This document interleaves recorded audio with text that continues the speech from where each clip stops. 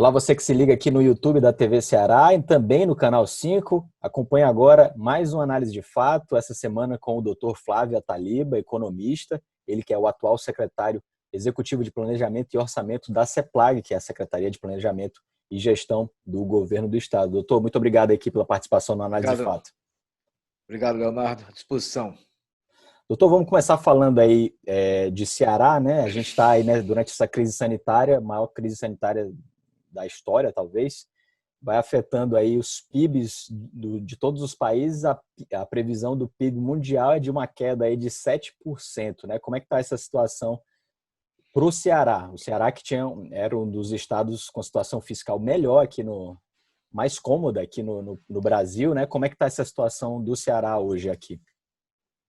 Bom, se você olhar na economia mundial, como você falou aí, por volta de 7%, a União Europeia deve cair 9%, o Brasil deve cair 8%. Ceará, nós não temos ainda uma estimativa mais clara, mas evidentemente uma crise dessa que afeta o Brasil nessas proporções, nenhum estado deixa de sentir. Agora, talvez o Ceará sinta menos do que outros estados, né? O fato de nós, durante um bom tempo, né, nós termos saneado as finanças e termos, né, uma questão fiscal bem mais resolvida, considerando os outros estados, isso, de alguma forma, nos dá uma tranquilidade um pouco maior. Mas não quer dizer também que nós estamos imunes aí à crise. Você vê que o ICMS aí do Estado deve ter caído em maio aí por volta de 40%. É muita coisa, Isso, 40%, 45%. 38%. Pois é. Então, esses números, eles colocam, vamos dizer assim, uma agenda bem mais complexa agora. Temos que atravessar, de alguma forma, toda essa tempestade. Estamos com um plano de recuperação da economia, né, um plano de retomada das atividades posto em prática dia 1º de junho.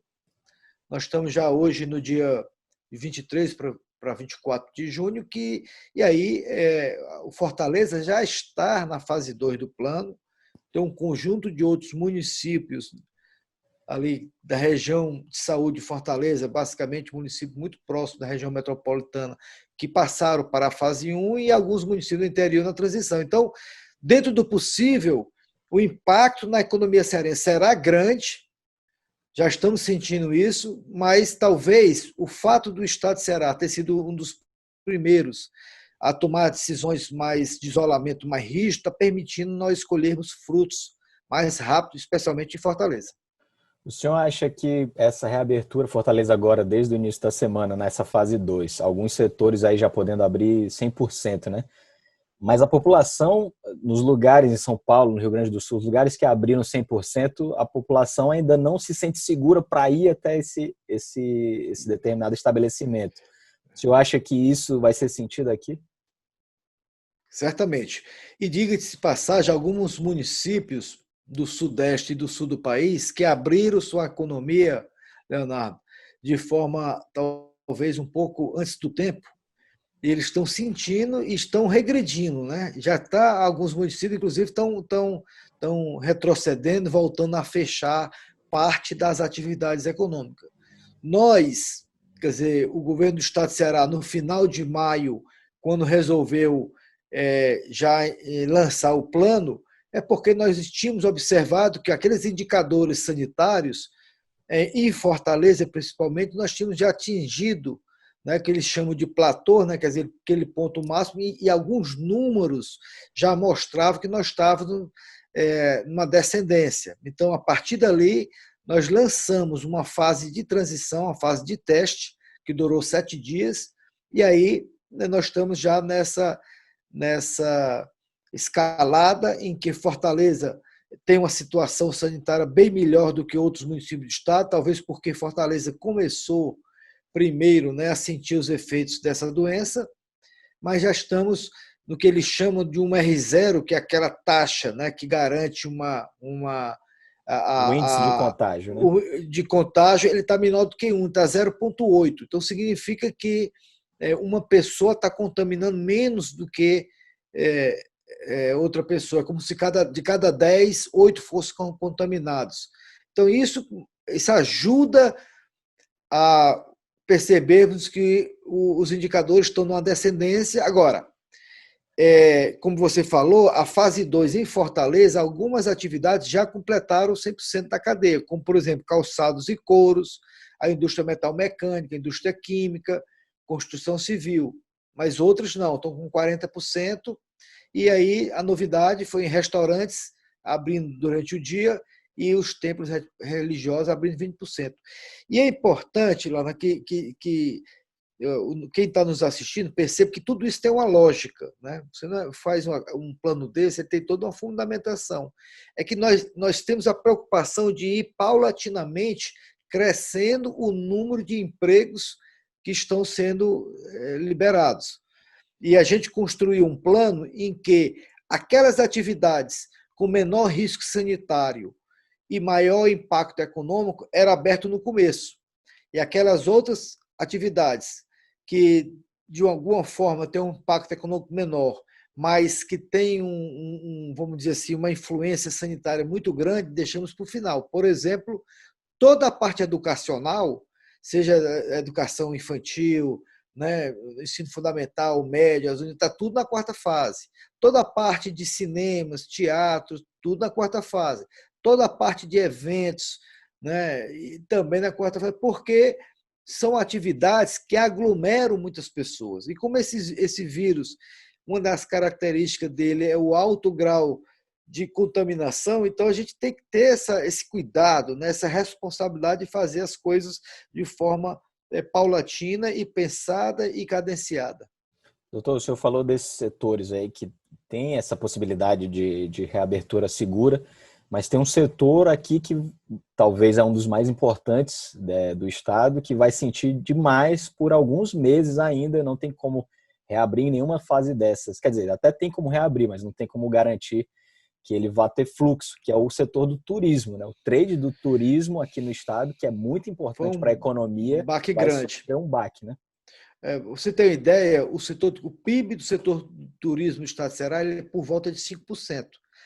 Toda a nossa agropecuária é 4,3%. Só o turismo é 5%. Então é muita coisa. Né?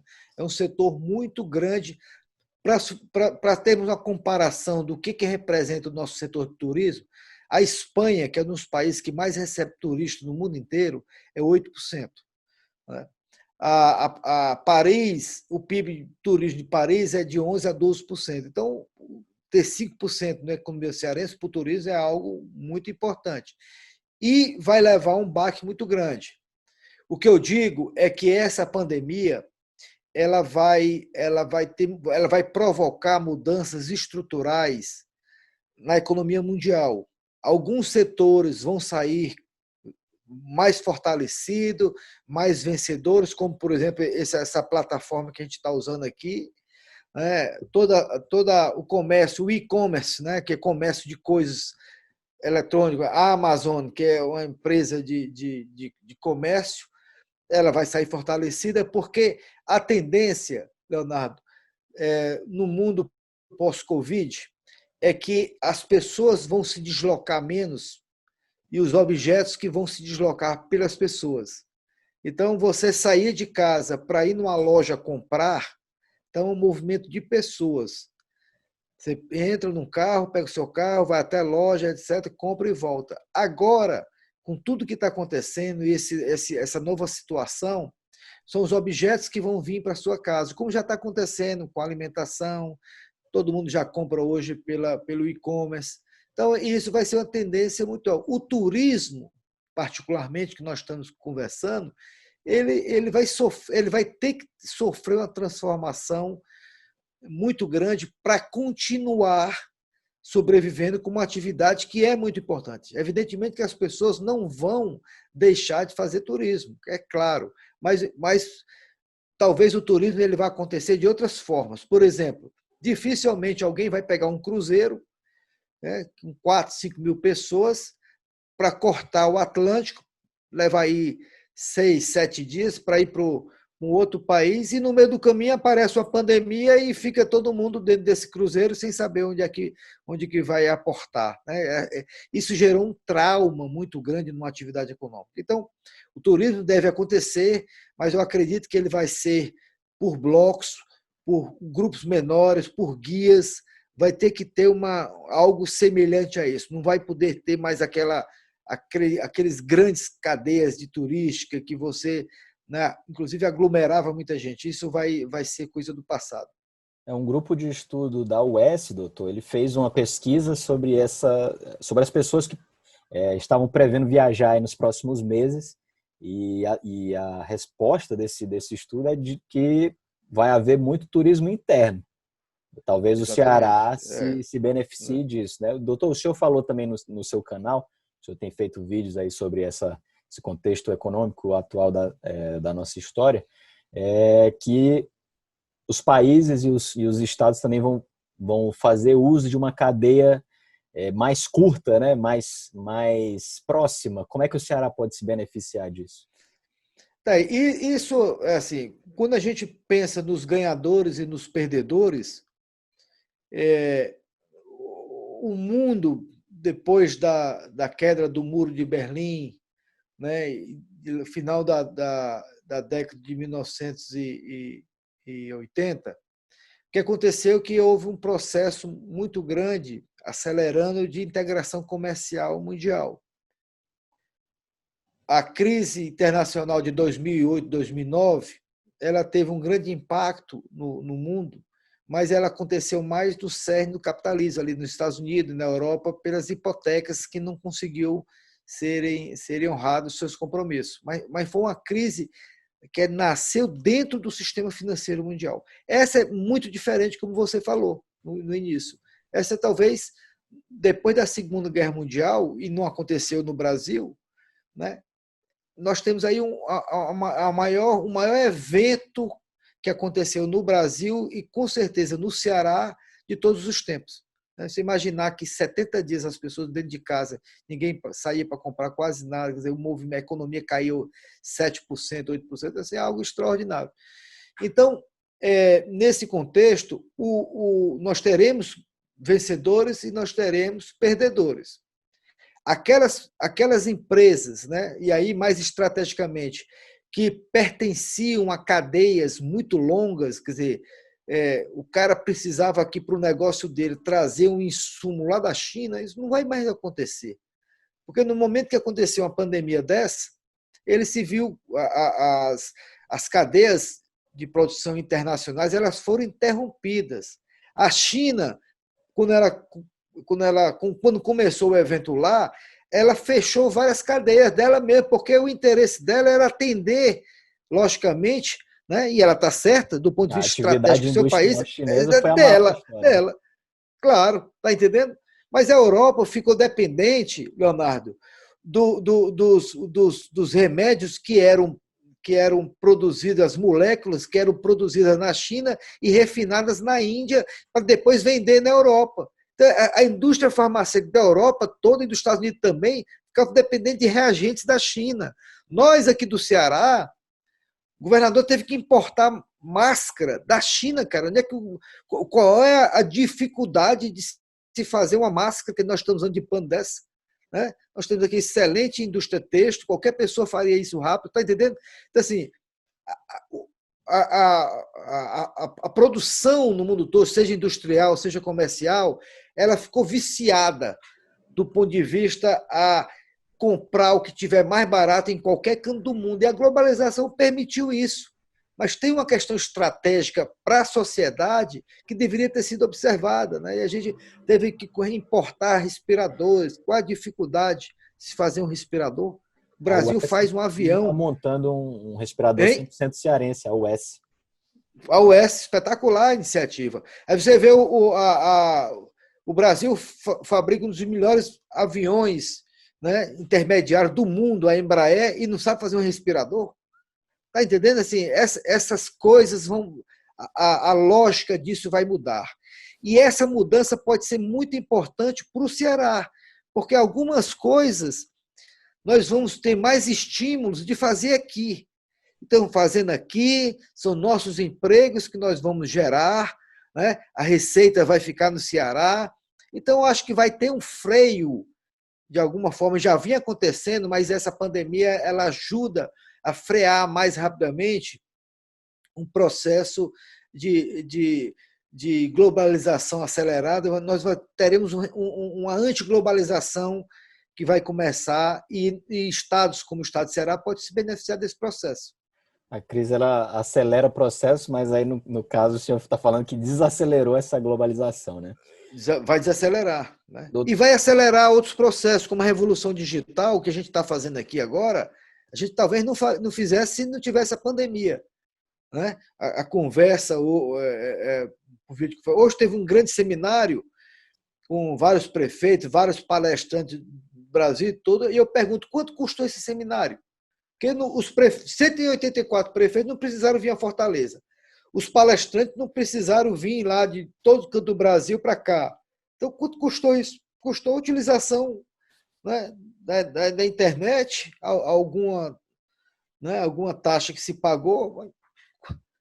Então, a tendência vai ser essa. Em comparação ao evento que era feito anualmente. Você tinha que... Eu cansei, na Secretaria do Planejamento, ter que ir a Brasília, Leonardo, despachar com um cara lá. Aí eu saio do meu trabalho... Coisa que poderia ser feito por uma videoconferência. Mas a gente estava... Por que você não fez isso antes? Eu me pergunto, por que eu não fiz isso antes? Né? Precisou ter a pandemia para eu perceber que eu consigo resolver meus problemas também, isso. Mas aí eu saía de casa, o carro de combustível para ir deixar no aeroporto, pegava o avião, ficava esperando, passar de avião, chegava lá, tinha que pegar um táxi para ir para o hotel, chegar no hotel. Imagina tanta coisa que... Para ter uma audiência. O aeroporto já era mais caro do que fazer uma videoconferência. Pois é. E o tempo que eu perdia 2 dias. Tinha que ir um dia anterior, dormir no hotel, o dia seguinte ir para lá, depois terminar, pegar um táxi para o hotel e voltar. 2 dias.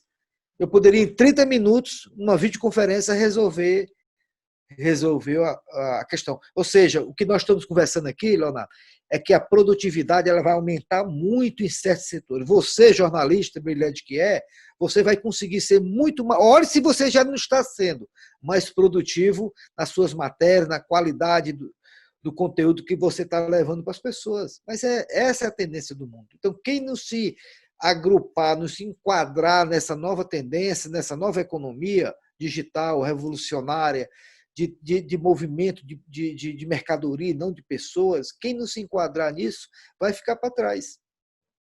Doutor, o senhor tocou aí no assunto empregos. Eu queria falar justamente de algo que envolve isso, né? Dados do CAGED, menos 25 mil empregos no Ceará entre janeiro e abril desse ano. No Brasil, menos 765 mil empregos, né? A gente já deve estar perto aí de 1 milhão de empregos perdidos por conta da pandemia. E a gente tem visto aí que os empresários estão tendo muita dificuldade de ter acesso ao crédito, apesar de disponibilizados, os bancos estão dificultando demais esse acesso ao crédito. Com isso, os empregos estão se perdendo. E aí eu entro na minha pergunta, que envolve tudo isso, é essa criação da renda básica, que é cada vez mais discutida no mundo. O que o senhor acha da ideia da renda básica de ser ampliada? Teve um estudo na Finlândia que foi comprovado que ela melhorou bastante o bem-estar. As pessoas, quem recebeu a renda básica, trabalhou mais do que quem recebeu seguro-desemprego. Queria saber a opinião do senhor sobre essa renda básica. Leonardo, a tua pergunta é espetacular, porque ela me dá a oportunidade, e para quem está nos assistindo, a entender as transformações que virão no mundo pós-Covid. O fato de nós passarmos, todos nós, mais tempo em casa ou em algum canto que você vivia, né, ela está levando para a gente algumas questões que nós antes, na nossa rotina, nós não tínhamos pensado. Sempre se falava de bem-estar, né, e agora as pessoas estão descobrindo o que é bem-estar. Né? É você ficar mais tempo sem precisar se locomover tanto, de sair.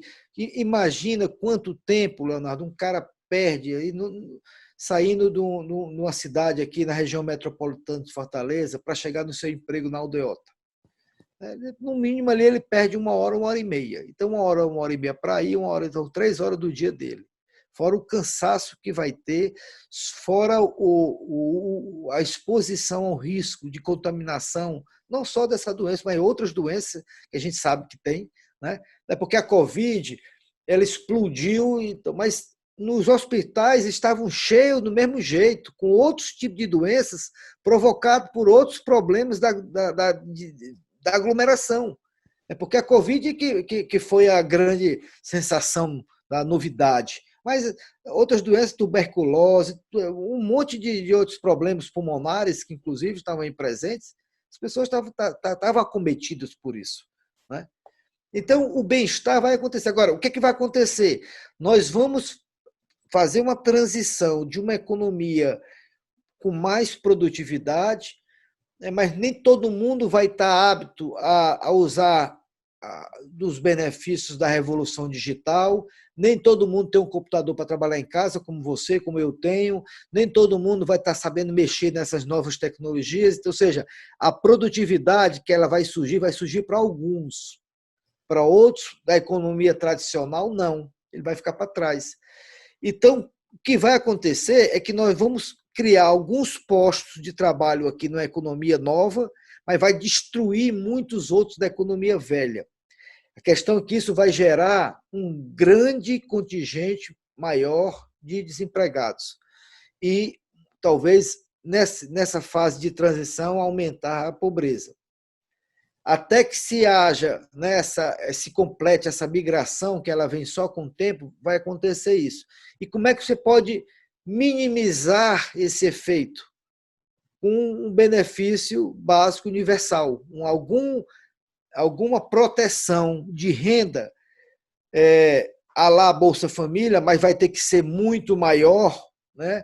Tanto do ponto de vista de cobertura, como do ponto de vista também financeiro, para absorver essa quantidade enorme de pessoas que vão ficar deslocadas da economia real. Até mas essas a tendência é que haja automação dos vários postos de trabalho, robotização. Exatamente.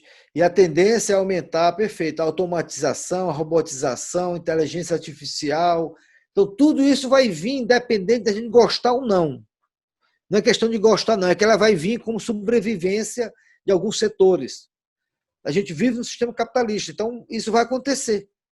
E quem tiver mais preparado para absorver esse choque, quem tiver mais preparado de observar as mudanças que virão, esse sai na frente. Você, por exemplo, jornalista, já está construindo, né, um entendimento que a sociedade já está diferente, ela vai mudar.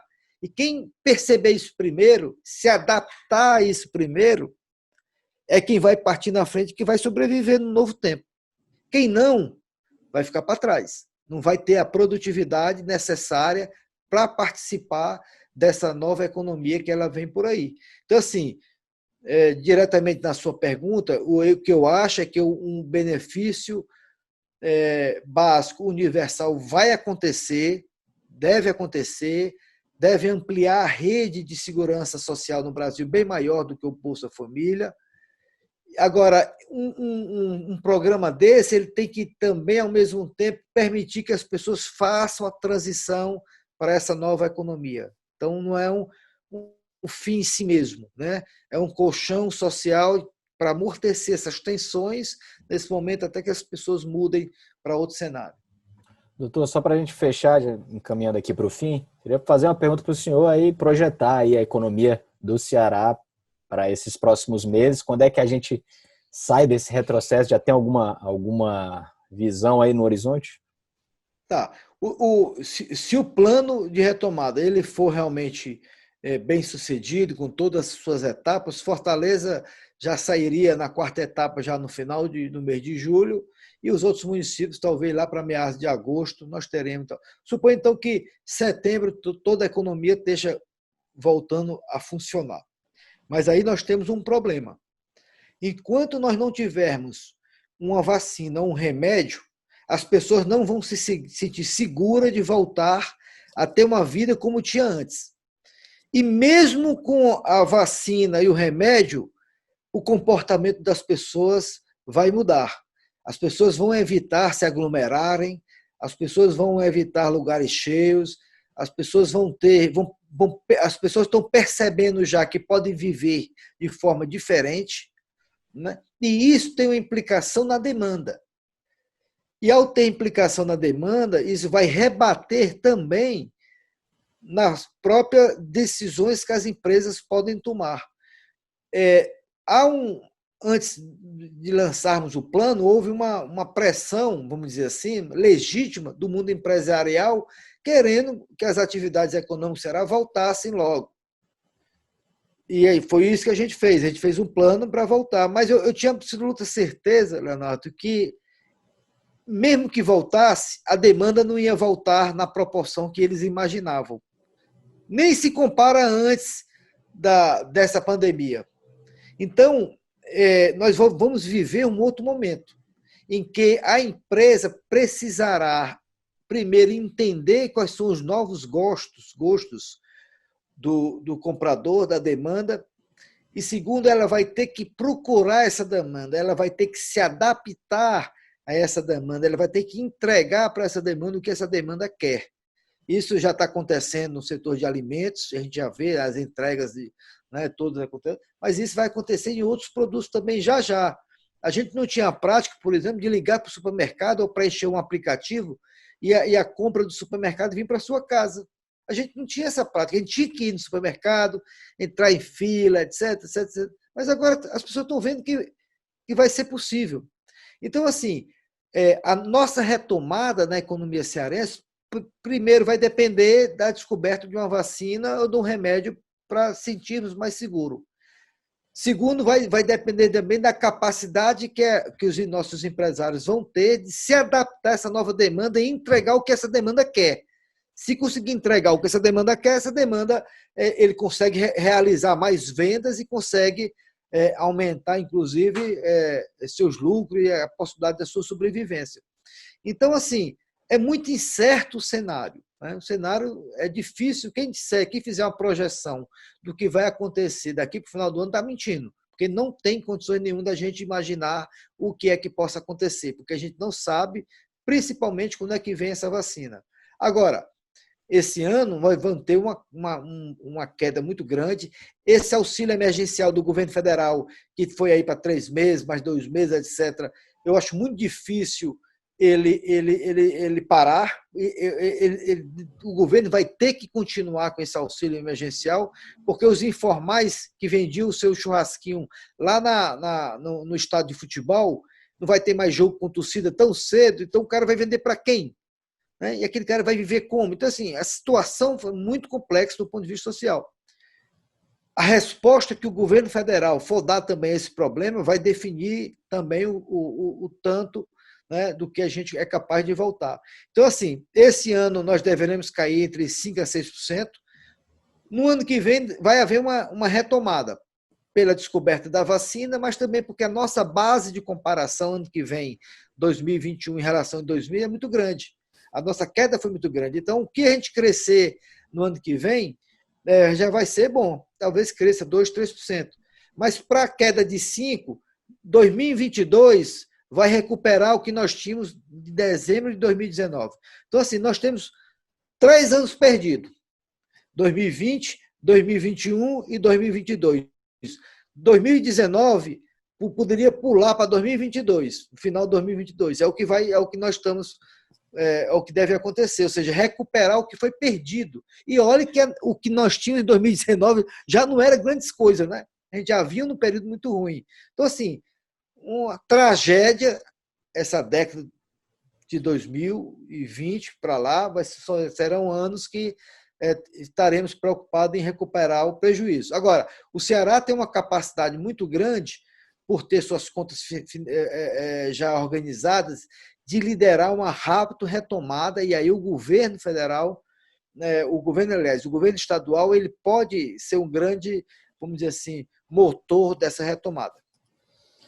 É isso, então, doutor, a gente fica aí na torcida pela vacina, né, que vai ser preponderante aí para a retomada da economia. Eu agradeço aí a sua participação, doutor Flávio Ataliba, aqui com a gente no Análise de Fato. Doutor, muito obrigado. Obrigado, um abraço, até a próxima. E você também fica com a gente na próxima quinta-feira, análise de fatos novamente, seguido do Giro Nordeste às 7 da noite, análise de fato às 8 da noite aqui na tela da TVC. Um abraço e até lá.